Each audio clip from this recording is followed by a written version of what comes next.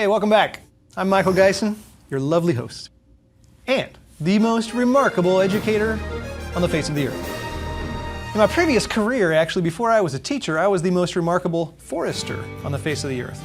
Not only did I measure tall trees and navigate rough mountainous terrain, I also scared off a charging black bear by hitting myself in the head with a stick. And I'm not kidding. Today, before we get into the heart of today's topic, I want to combine my two careers, teaching and trees, and use a tree to help you understand a bit about how our brains work and about how we learn. One autumn day, a few years ago, I looked out the window and I saw my two young children. They were playing outside, raking leaves into a pile. And I thought about those leaves, and I thought about my children. I thought about their education. And you know, basically from the time you've entered school, you've been leaf collecting. You've been collecting leaves into a pile just like my kids were. Each of your leaves represents a piece of information, a fact or an experience that you've acquired. So, there are leaves that represent math facts, like 3 plus 4 equals 7. There are leaves that represent the letters and the sounds they make, like TH equals th. There are leaves that represent the boiling point of water, 100 degrees Celsius. There are leaves that represent the year the Declaration of Independence was signed, and the capital of New Mexico, Santa Fe. Schools tend to be preoccupied with this leaf collecting. And for a lot of your elementary school experience, you've been piling up facts into a big pile. But leaves in a pile aren't going to last very long. They eventually either rot inside the pile or blow away in the wind. A great student knows how to put those leaves on the branches of his or her tree so those facts will be organized and help your tree grow bigger and stronger branches. Your tree is the framework of how you understand the world and organize it. Now, your own tree starts from your own experience of the world and involves branches for the people, objects, and places you encounter with your senses. Each of these leaves we discover, then, helps our tree grow. As long as the leaf gets the resources it needs, it stays alive and contributes energy to the tree and helps grow its branches. Unlike this orange leaf, it doesn't have any photosynthesis going on. So each time we use this memory, though, we give it energy and it strengthens the branch that it's on. Some areas of our tree grow really quickly, especially when we're young and so curious about everything. But other areas that aren't used very much may wither and die back. Sometimes you actually discover new and unexpected things that cause your mind to lop off a small branch and that just didn't fit with reality. And then you have to grow a new branch that actually does fit. Kind of like when you learn that monsters under the bed aren't real. Or are they? When you start to study in a more formal manner at school, you're presented with all kinds of new information and facts, often without any context to one another or to your own life. You don't always have a place to put these leaves, or we don't have time, or nobody's taught us how to connect them all. So as you transition from elementary school into secondary school, and eventually into higher education, it's time to just stop piling up leaves. You need to figure out how to attach them to your tree so they can feed it and build it stronger. In short, it's time to learn how to learn. You've actually known how since you were a baby, but that often gets lost in the world of school, grades, tests, all that. We're going to help get it back for you, and we're going to help it stick. So when the wind blows, if it does blow a few leaves off, you'll still have a solid structure with a trunk, branches, and twigs. Your peers might be chasing the leaves around in the wind, trying to rake them back up, but you'll be ready for more, and you'll know exactly where to put them. Perhaps the simplest way to think about this framework, this tree, is to start by labeling some of the branches of your tree as the subjects in school. So one branch might be math, another branch might be science, another one language arts, music, and so on. A branch for each subject. Now, the science branch might then branch into life science, physical science, and earth science. Physical science then might further branch into physics and chemistry, and so on. But most things we learn don't just go into one subject. For instance, you have to use fractions when you're reading music. You know, eighth notes, quarter notes. So which branch do fractions go on? Math? Music? Both. But wait, you can also use fractions in science. You can use them in cooking, in shop class, and all kinds of other places. So where do you put those leaves? Here's where. On all of those branches. That's right. Each piece of information, each experience, each idea, each leaf can get connected to your tree in lots of places. And the more places each leaf is connected, the more useful it is, and the more useful it becomes when you need to find it later on. When we attach these leaves to our tree's framework, scientists call that encoding memories in our brain. So the first part of learning is attaching these leaves in as many different places as possible. Encoding. The second part of learning is being able to find these bits of information when we need them and retrieving them. This technique doesn't just help us remember information though. I mean, computers can remember information way better than we can. They can find these leaves much faster and easier than we can. Humans can do something with our knowledge that computers can't do on their own. We can create something new with it. We'll dive into creativity in session 6.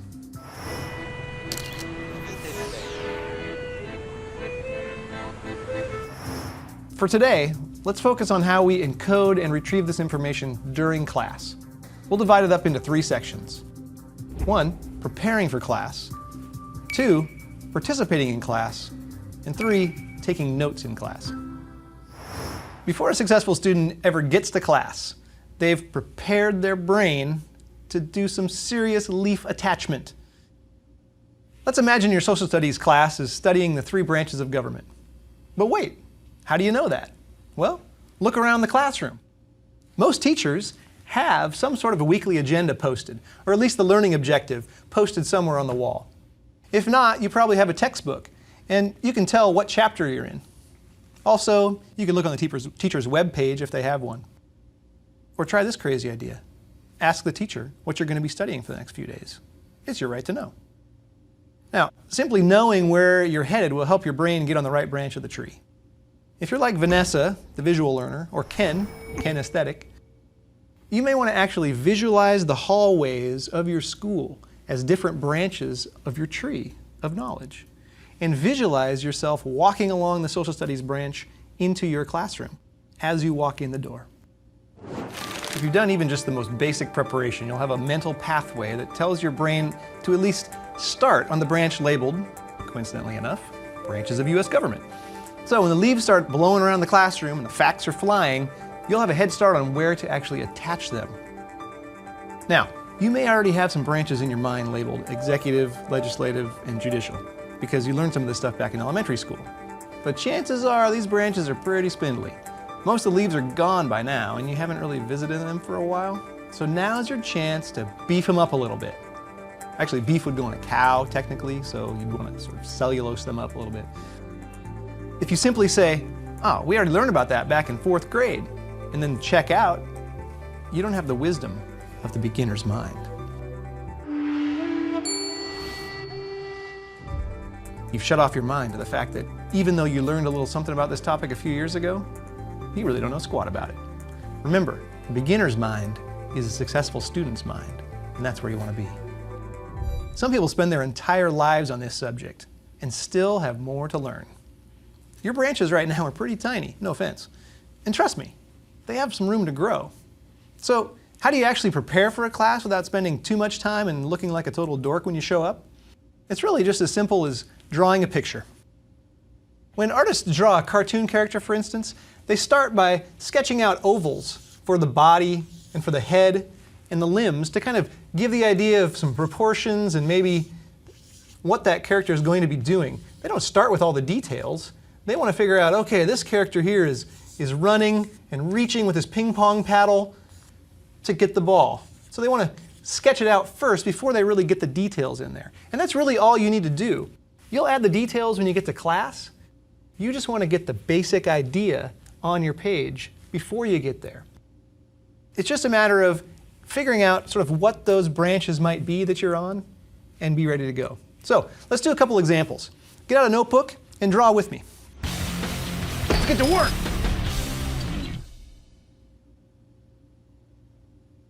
All right, we know we're studying the 3 branches of U.S. government. So how can we set this up to look like something we can take notes on and get us on the right branch at the same time? Well, the good news is we're studying the branches of the government.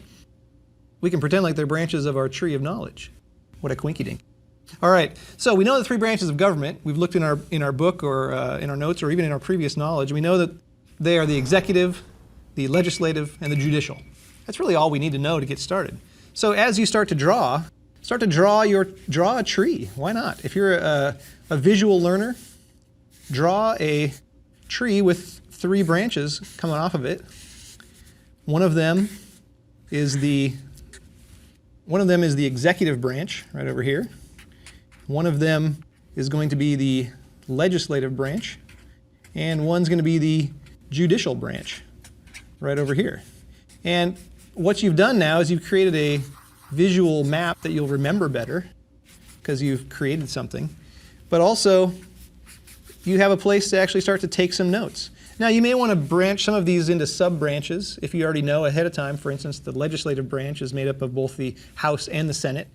You could do a couple of sub-branches there, but the idea is that you've got this whole thing that is, you know what the topic of the class is going to be about that day. You've got it already broken down. You know where to put the leaves as they come to you. Now, if you don't want to do it this way, you can certainly use a more traditional outline structure, and that works well too. In this case, you start off with 3 branches of government, and just like a traditional outline, we know that Roman numeral 1 is going to be the executive branch. Leave a bunch of space then, so you can actually take some notes there, and we'll get into that a little bit later in this session. Section 2, you know, is going to be about the legislative branch, just like this. And then for section 3, for the judicial branch, again, leave some space, so that way when you get to class, you're all set up and ready to go. Again, if you want to break down legislative branch into the House and the Senate, you could do a section A for the House and section B for the Senate. That way you've already got those sort of pre-set up to take notes where you need to. That's all you need to do. You're all set to go.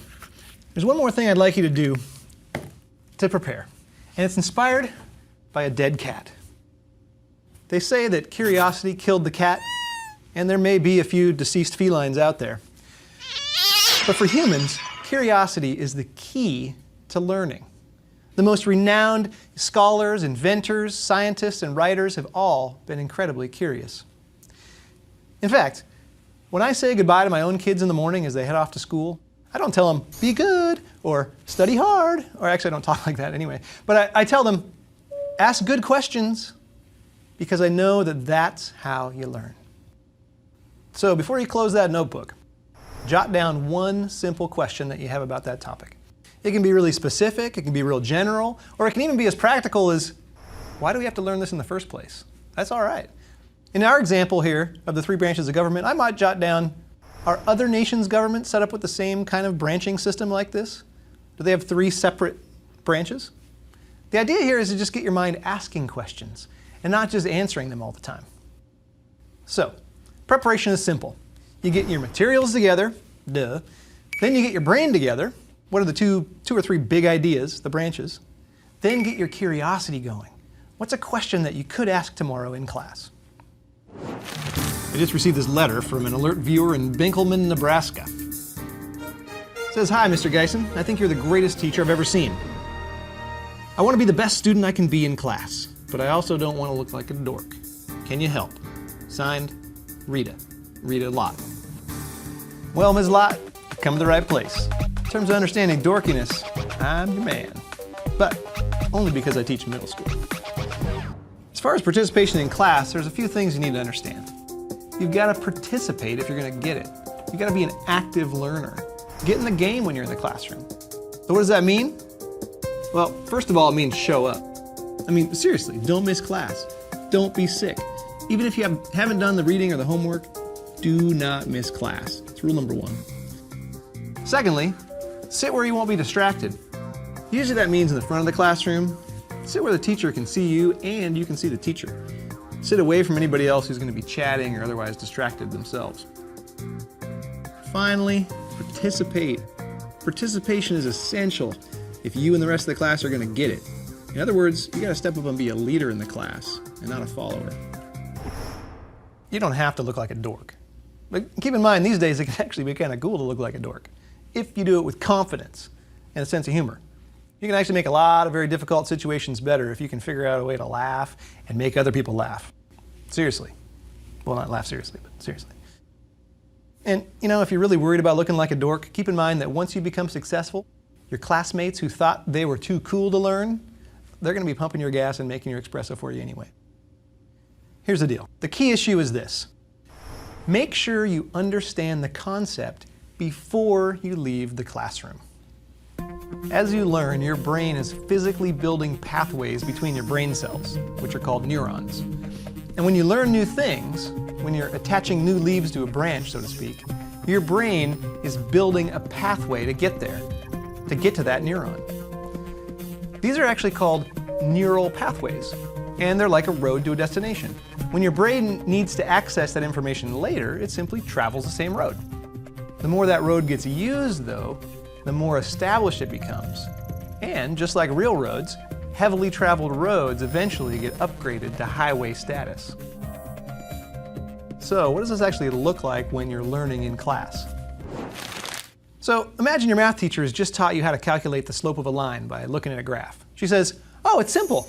The slope is just rise over run, so pick 2 points on the line, find the difference in their y values, then divide that by the difference in their x values. She does a little example, there's your slope. No problem, you think. Rise over run. Looked easy enough when she did it. We only got 10 minutes left in class. I think I'll just pack up my stuff and visit with my friends and kind of hang out. No point in getting started on my homework. So later that evening, you get home, you start solving some problems. And it is pretty easy. Your brain starts to pave that road, and it becomes a well-built highway. Nice work. But what if you've solved the problems wrong? What if you're using run over rise? Or what if you're calculating rise over run from the origin of the graph without taking into account the y-intercept? Or what happens when the slope of the line is actually negative and you haven't accounted for that? Here's what happens. You've paved a major highway called interstate slope in the wrong place. And highways, I gotta tell you, are a little hard to reroute once they're established. It takes a major deconstruction project to tear up the old road and then a major construction project to build a new one. So here's the deal. Don't leave class until you understand the concept. This usually requires at least 2 steps. First of all, you've got to know whether you understand the concept or not. Secondly, if you don't, ask questions. So the first step, knowing whether or not you actually know it. This is going to be the toughest because oftentimes we think we know things, but when it comes time to actually explain them or apply them or do them, we have a hard time with it. So here's how you find out if you actually know it. Explain it or apply it or do that. This means actually doing something, which is where many students stop short. So in French class, speak. Speak using the new words and the conjugations that you just learned. In math class, apply the new formula to the problems that you were assigned before you go home. In English language arts, say or write a summary of what you read. The key here in any class is to actually do something. Speak, interact, draw, write, perform, whatever it takes to actually see if you know it or not. This is a great chance to use one of your intelligences, if possible, to get what you just learned out in the open for yourself or for others to see. It'll quickly become clear to you, and maybe to somebody else, whether or not you understand the concept. And if you do this as you're learning it, in other words, while you're still in class, you'll have at least one expert in the room to help you get it figured out. That'd be the teacher, hopefully. Now, how often do you come home though and think, oh, I'll just get my parents to help me? And how often do your parents sit down next to you and they go, oh, gee, honey, I haven't done polynomials since I was your age. Trust me, that was a long time ago. So actually doing something not only helps you learn a concept, but it also gives you that all-important feedback on whether or not you actually understand it. We scientists call this metacognition. Cognition simply means thinking, and meta means referring to itself. So metacognition is simply an overly impressive way to say thinking about thinking. Other examples could be like meta-analysis, is where you do an analysis of other analyses. Or a meta-search engine, which is a search engine that searches other search engines.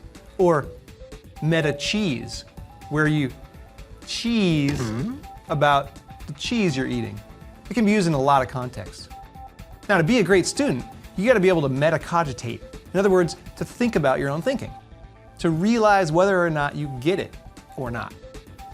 And to be honest with yourself, you have to have the beginner's mind. Sometimes you need to say to yourself, I'm not an expert at this. I'm a beginner who needs to ask questions to make sure I understand. Only then should you allow your brain to then pave that highway. At this point, many of my students would say, yeah, but I don't want to look like a dork. Listen, I've taught thousands of students over the years, and I can tell you one thing. There actually were quite a few dorks, but not many. And they had to be really, really annoying to achieve, full-on dork status. You're not a dork if you're just trying to understand something.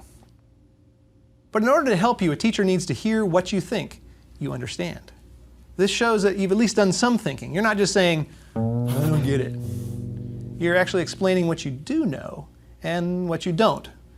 That's good. That's all a teacher really needs to know. Just that you're trying, that you want to figure it out. Now, if you can use the word metacognition during this process, your teacher will be really impressed. Brownie points, brownie points. So, if you don't want to look too dorky, here's what you do. Start small. You've prepared one question before class, remember? So just ask that one. Shoot for one question a day, that's all. If you're too embarrassed to ask it during a class discussion, ask the teacher while everybody's working on classwork, or even ask right after class. That's a great way to start. Teachers are paid to help you, so don't feel like you're inconveniencing them. That's their job. They enjoy it when their students ask questions. I know I do.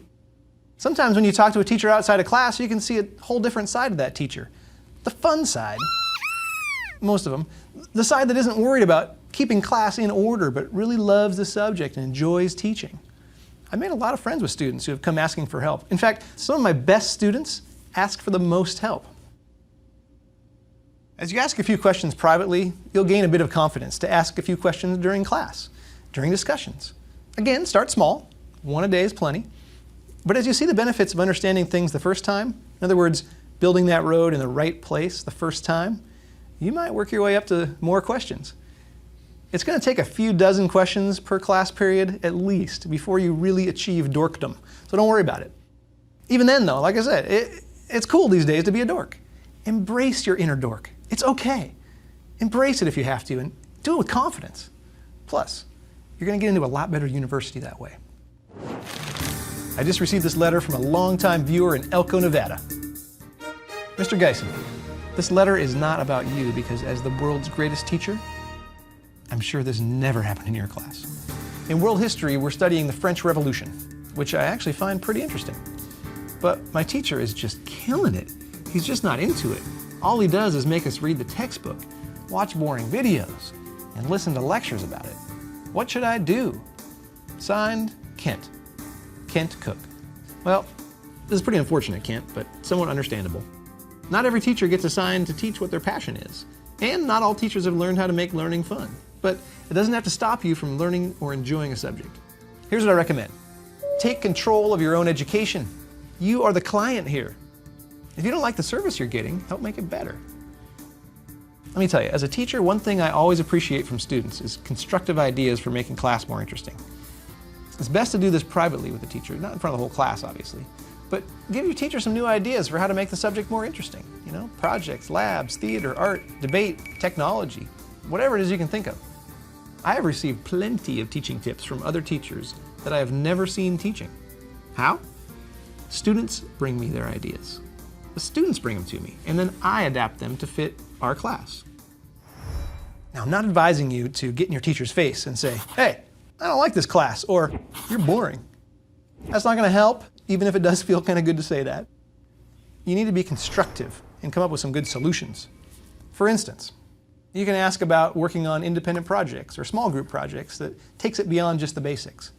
Now, if I were you, I wouldn't be asking for more work, but just suggest something different.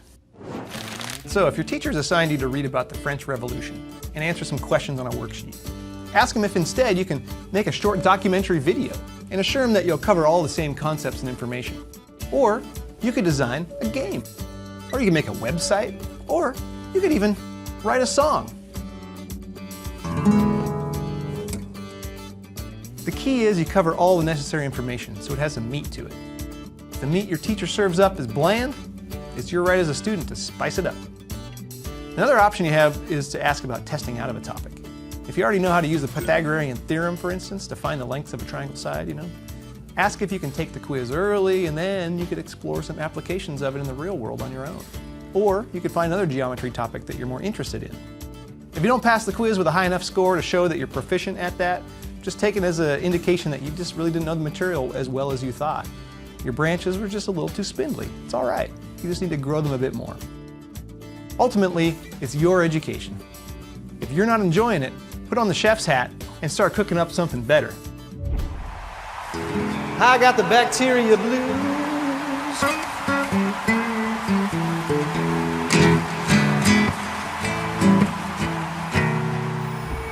All right, we've all been there. The teacher's talking a mile a minute about the role of Islam in Western Europe, or the video is droning on about cellular respiration. What are you supposed to write down in your notes? Everything, right? Actually, no. The problem is, when you write down everything in your notes, you might be filling up pages and pages of your notebook, but there's not a whole lot going on in your brain. The idea with taking notes is not to wear yourself out early. It's like if you're running a race, you don't want to sprint right off the bat if it's a long distance race. You gotta pace yourself a little bit. So think about what you can write down that's just the basic stuff. If you try and write everything down, your hand's gonna be exhausted, you're gonna get tired, you're gonna get bored. Eventually, you've checked out. Everybody has a different learning style, so the key here is finding a system for taking notes that really works for you. We're going to quickly go over a couple of different ways to go about taking notes in class based on the preparatory work that we did earlier in the show to get ready for class. We'll get to taking how to take notes in a textbook in a later session.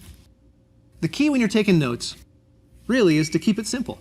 You're just trying to write down the big ideas, the main points, not every little detail.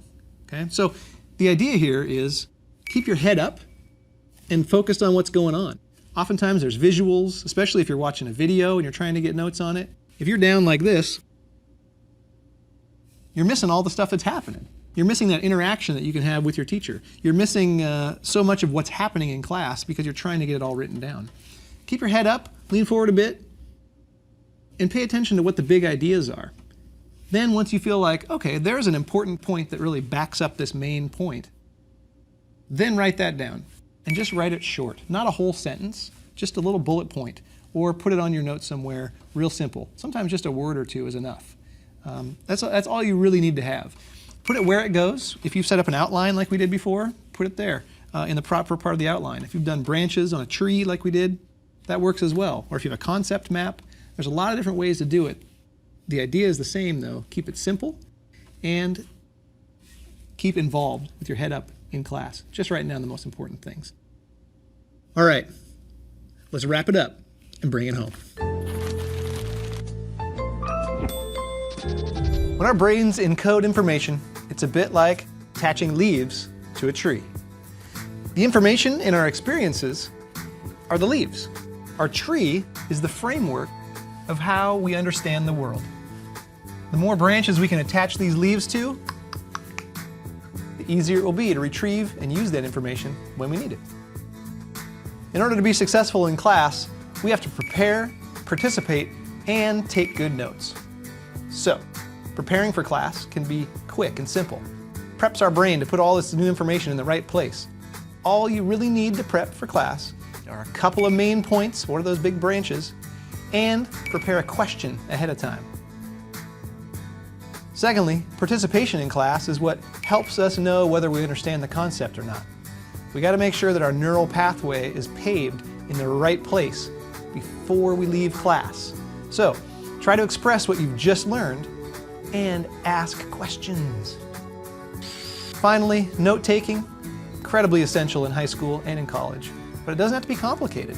We covered a couple of ways really quick, but again, keep your head up, stay focused, and just write down the big ideas. In elementary school, your teacher held your hand through some of this, but as you reach high school and eventually higher education, these skills are basically either going to help you sink or swim. And trust me, swimming is a much better option. In the next show, we're going to dive into group work. It's hard, it's frustrating, but it is essential.